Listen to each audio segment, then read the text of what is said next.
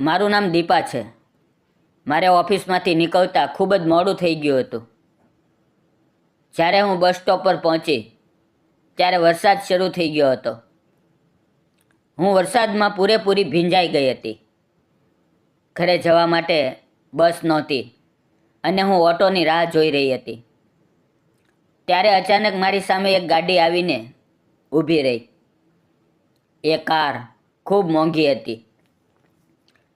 ધીમે ધીમે કારના દરવાજાનો કાચ નીચે સરક્યો અને મને અંદર બેસવાનો ઈશારો કરવામાં આવ્યો. હું દરવાજો ખોલીને અંદર બેસી ગઈ અને પછી, તો નમસ્કાર દોસ્તો, મારું નામ દીપા છે. હું મારા જીવનમાં બનેલી એક ઘટના તમને સંભળાવવાની છું. હું એક આઈટી કંપનીમાં કામ કરતી હતી. તે સમયે મારી ઉંમર 24 વર્ષની હતી. હું દેખાવમાં ખૂબ સુંદર, સીધી સાદી છોકરી અને હજુ પણ સિંગલ હતી. હું ખૂબ સાદી રીતે રહેતી હતી. અમારી ઓફિસની બાકી છોકરીઓ ઘણી સ્ટાઇલિશ રહેતી હતી, પણ મને સાદગી પસંદ હતી. એ છોકરીઓ જીન્સ ટોપ પહેરતી હતી, હોઠ પર લિપસ્ટિક લગાવતી હતી, વાળને કલર કરતી હતી, પણ મને આ બધું પસંદ નહોતું. હું સાદા ડ્રેસ પહેરતી હતી, વાળમાં વેણી બાંધતી હતી, ક્યારેક ખુલ્લા વાળ પણ રાખતી હતી. હું ગોરી હતી, મારી ઊંચાઈ ઠીકઠાક હતી અને શરીર પણ પાતળું દુબળું હતું. મારા ઘરની આર્થિક સ્થિતિ નબળી હતી, તેથી મેં કામ પર ધ્યાન આપ્યું. મા બાપના સહયોગથી મેં મારો અભ્યાસ પૂરો કર્યો અને મને એક સારી આઈટી કંપનીમાં નોકરી મળી ગઈ. મિત્રો, મારા ઘરથી ઓફિસનું અંતર લગભગ 10 કિલોમીટર હતું. હું ગામડામાં રહેતી હતી, તેથી એ બસના સમયસર આવતી અને સમયસર જ નીકળતી. મારી ઓફિસ સમયસર પહોંચવું જરૂરી હતું. મારા મા બાપ હવે વૃદ્ધ થઈ ગયા હતા, તેથી ઘરમાં ખાવાનું બનાવવું, વાસણ સાફ કરવા, કપડાં ધોવા, બધું મારે કરવું પડતું. હું બધું કામ પતાવીને ટિફિન લઈને હું એસટી સ્ટેન્ડ પર જતી અને ત્યાંથી બસ પકડીને ઓફિસે જતી. હવે વરસાદની ઋતુ શરૂ થઈ ગઈ હતી. એક દિવસ ઓફિસમાં કેટલાક કર્મચારીઓ ગેરહાજર હતા, તેથી ખૂબ કામ વધી ગયું. તેથી મારે ઓફિસમાં મોડે સુધી રોકાવું પડ્યું. હવે કામ પૂરું થતાં લગભગ રાતના 9:30 વાગી ગયા. કામ પૂરું કરીને હું ઘરે જવા નીકળી. જલ્દીમાં હું મારી છત્રી ઓફિસમાં જ ભૂલી ગઈ. જ્યારે હું બસ સ્ટોપ પર પહોંચી અને વરસાદ શરૂ થયો, ત્યારે મને યાદ આવ્યું કે છત્રી તો ઓફિસમાં જ રહી ગઈ છે. હવે બસ સ્ટેન્ડથી ઓફિસ ખૂબ દૂર હતી. પાછા જવું શક્ય નહોતું. અંધારું પણ ખૂબ થઈ ગયું હતું. મેં બસ વિશે પૂછ્યું, પણ આટલી મોડી રાત્રે કોઈ બસ નહોતી. તેથી હું વરસાદમાં ભીંજાતી રિક્ષા મળવાની આશાએ ઊભી રહી. પણ વરસાદ ખૂબ તેજ થઈ રહ્યો હતો. ત્યારે એક પણ રિક્ષાવાળો ત્યાં નહોતો આવી રહ્યો. રિક્ષા મળવી ખૂબ મુશ્કેલ થઈ ગયું હતું. ત્યારે મારી સામે એક કાર આવીને ઊભી રહી. તે કાર ખૂબ મોંઘી હતી. હું એ કારને જોતી જ રહી ગઈ. ધીમે ધીમે કારનો શીશો નીચે થયો. અંધારું હોવાના કારણે અંદર કોણ છે સમજાતું નહોતું. એ વ્યક્તિએ મને હાથથી ઈશારો કર્યો કે હું ગાડીમાં બેસી જાઉં, અને હું સમજી ગઈ. હું કાર પાસે ગઈ, જોયું તો એ અમારા જ અજય સર હતા. તે મારાથી 3-4 વર્ષ મોટા હશે. તે મારાથી ઊંચી પોસ્ટ પર કામ કરતા હતા. અમારી માત્ર થોડી ઓળખાણ હતી. અજય સર દેખાવમાં સ્માર્ટ, હેન્ડસમ અને ખૂબ સમજદાર હતા. તેમની લાઈફસ્ટાઈલ ખૂબ વ્યવસ્થિત હતી. તેણે મને અંદર બેસવાનું કહ્યું. હું અંદર બેસી ગઈ. મને થોડો સંકોચ થઈ રહ્યો હતો, પણ રિક્ષા નહોતી મળી રહી, તેથી મજબૂરીમાં મારે કારમાં બેસવું પડ્યું. હું વરસાદમાં પૂરેપૂરી ભીંજાઈ ચૂકી હતી. અજય સરે કારમાં એક સુંદર રોમેન્ટિક ગીત લગાવેલું હતું. હું પણ તે સાંભળવાની કોશિશ કરી રહી હતી. પણ કંઈ બોલતી નહોતી. અજય સર શીશામાંથી મારી તરફ જોઈ રહ્યા હતા, પણ હું નીચે જોઈ રહી હતી. મને કંઈ સમજાતું નહોતું. આમ જ અમે 4 કિલોમીટર આગળ વધ્યા. આગળ એક નાવું રસ્તા પરથી વહેતું હતું, કારણ કે વરસાદ ખૂબ વધારે થઈ ગયો હતો. જાણે વાદળ ફાટી ગયું હોય. રસ્તા પર પાણી એટલું ભરાઈને વહેતું હતું કે ગાડી આગળ લઈ જવી શક્ય નહોતી.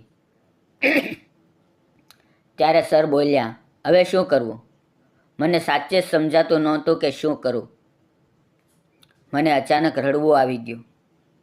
ત્યારે સરે મને સમજાવ્યું, દીપા રડીશ નહીં. તેમણે કહ્યું, આજની રાત આપણે અહીં એક રૂમ ભાડે લઈને રોકાઈ જઈએ.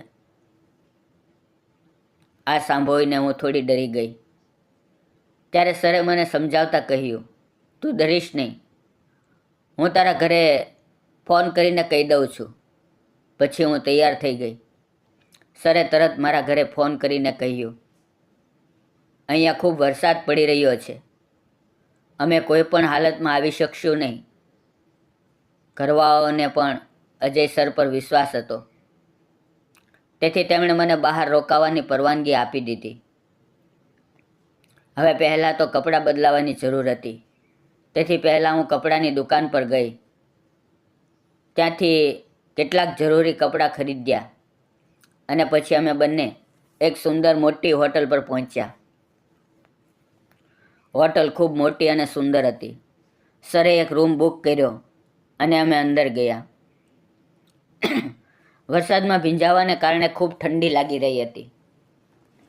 હું પૂરેપૂરી ભીંજાઈ ગઈ હતી, તેથી કપડાં બદલવા ખૂબ જરૂરી હતા. સર બોલ્યા, હું બહાર રોકાઉં છું, તું કપડાં બદલી લે. સર બહાર ચાલ્યા ગયા અને હું કપડાં બદલવા લાગી. હવે ત્યારે સરનો ફોન રૂમમાં જ રહી ગયો હતો. હું કપડાં બદલી રહી હતી ત્યારે અચાનક સરનો ફોન વાગ્યો. સરને યાદ નહોતું રહ્યું કે હું અંદર છું અને તે દરવાજો ખોલીને સીધા જ અંદર આવી ગયા. તેમણે મને જોઈ અને તરત પોતાની નજરો નીચે કરી લીધી. પાસે મૂકેલો મોબાઈલ ઉઠાવ્યો અને કંઈ બોલ્યા વગર બહાર ચાલ્યા ગયા. તેમણે જાણી જોઈને કંઈ કર્યું નહોતું. આ મને પણ સમજાતું હતું, પણ આ વાત મારા મનને ખૂબ શર્મિંદા કરી ગઈ. મારું દિલ ઝડપથી ધડકવા લાગ્યું. હું કપડાં બદલીને ખુરશી પર બેસી ગઈ. થોડી વાર પછી સર પાછા રૂમમાં આવ્યા અને દિલથી માફી માંગી. અમે બંને શર્મિંદા હતા. એકબીજાની આંખોમાં જોવાની હિંમત નહોતી. થોડી વાર પછી હું બહાર આવી. સરે કપડાં બદલ્યા. પછી અમે ગરમ કોફી મંગાવી. હવે અમે બંને શાંત હતા, કંઈ બોલતા નહોતા. થોડી વાર પછી કોફી આવી અને કોફી પીતા પીતા અમે ધીમે ધીમે વાતો કરવા લાગ્યા. અમારી વચ્ચે ઝીઝક ઓછી થઈ ગઈ. બંને દિલ ખોલીને વાત કરવા લાગ્યા, હસવા લાગ્યા અને અમે બંને એકબીજા વિશે જાણવા લાગ્યા. વાસ્તવમાં અજય સરના પણ લગ્ન થયા નહોતા. તે પણ જવાન હતા. તે અમીર ઘરના હતા. પછી અમે ખાવાનું મંગાવ્યું. હોટલનું ખાવાનું ખૂબ સ્વાદિષ્ટ હતું. ખાવા દરમિયાન અમે એકબીજાને જોઈ રહ્યા હતા. ચા અને જમ્યા પછી પણ ઠંડી અનુભવાતી હતી. રૂમમાં 2 અલગ અલગ પથારીઓ હતી. અમે એકબીજાને ગુડ નાઇટ કહીને સૂવા ચાલ્યા ગયા. રાતના લગભગ 11:30 વાગી ગયા હતા, પણ ઊંઘ નહોતી આવતી. હું થોડી થોડી કાપી રહી હતી. અચાનક ઠંડી વધી ગઈ. આટલી રાતે શું કરીએ, ક્યાં જઈએ એ સમજાતું નહોતું. સર મારી પાસે આવ્યા અને મારા શરીરને અડીને જોયું, પણ તાવ નહોતો. બસ ઠંડી ખૂબ વધારે લાગી રહી હતી. સવારે અમે લગભગ 7:30 વાગ્યે ઉઠ્યા. રાત્રે અમારાથી પણ અજાણતા એક ભૂલ થઈ ગઈ હતી. હવે આગળ શું કરવું આ સમજાતું નહોતું. હું રડવા લાગી. સરે મને સમજાવ્યું અને મને ઘરે મોકલી દીધી. હું એ દિવસ ઓફિસ પણ ન ગઈ. અજય સરને ખૂબ ખરાબ લાગી રહ્યું હતું. તે વારંવાર ફોન કરી રહ્યા હતા, પણ હું ફોન નહોતી ઉઠાવતી. ઘણા કોલ્સ આવ્યા પછી મેં ફોન ઉઠાવ્યો. તેમણે કહ્યું, મારે તારી સાથે કંઈક વાત કરવી છે. શું તું મારે મળી શકા છો? થોડા વિચાર પછી મેં નક્કી કર્યું કે મળ્યા વગર કોઈ રસ્તો નહીં નીકળે. અમે એક હોટલમાં મળ્યા. અજય સર બોલ્યા, દીપા, મને તો ખૂબ પસંદ છે. ઓફિસમાં રહેતા હું હંમેશા તને જોતો રહેતો. તારા કાળા ઘટાદાર વાળ, તારું પાતળું દુબળું શરીર, ગોરો રંગ, તારી દરેક વાત મને પોતાની તરફ ખેંચતી હતી. એ દિવસે અમારાથી જે ભૂલ થઈ ગઈ તેને સુધારવાનો મોકો મને આપ. શું તું મારી સાથે લગ્ન કરીશ? આ સાંભળીને મને ખુશીથી રડવું આવી ગયું. મેં તેમને પ્રેમથી ગળે લગાવી લીધા. કેટલીક વાર સુધી હું તેમની લાગણીઓમાં ખોવાઈ રહી. ત્રીજા દિવસે તે મારા ઘરે આવ્યા. મારા માતા પિતા સાથે મળ્યા. તેમણે પૂરી વાત કરી અને મારા માટે લગ્નનો પ્રસ્તાવ મૂક્યો. તે મોટા ઘરના હતા અને ખૂબ સાદા પરિવાર હતા. તો પણ તે પોતાની ભૂલ સુધારવા માંગતા હતા. અને સાચું કહું તો અમે બંને એકબીજાને પ્રેમ કરવા લાગ્યા હતા. અમારા પરિવારવાળાઓએ પણ હા કહી દીધી અને 2 મહિનામાં જ અમારા લગ્ન થઈ ગયા. હવે અમે ખૂબ ખુશ છીએ દોસ્તો, આ વાર્તા તમને કેવી લાગી? અમને કોમેન્ટ કરીને જરૂર કહેજો. મિત્રો, ક્યારેક જીવનમાં હાલાત એવા બની જાય છે કે આપણને સમજાતું નથી શું સાચું અને શું ખોટું.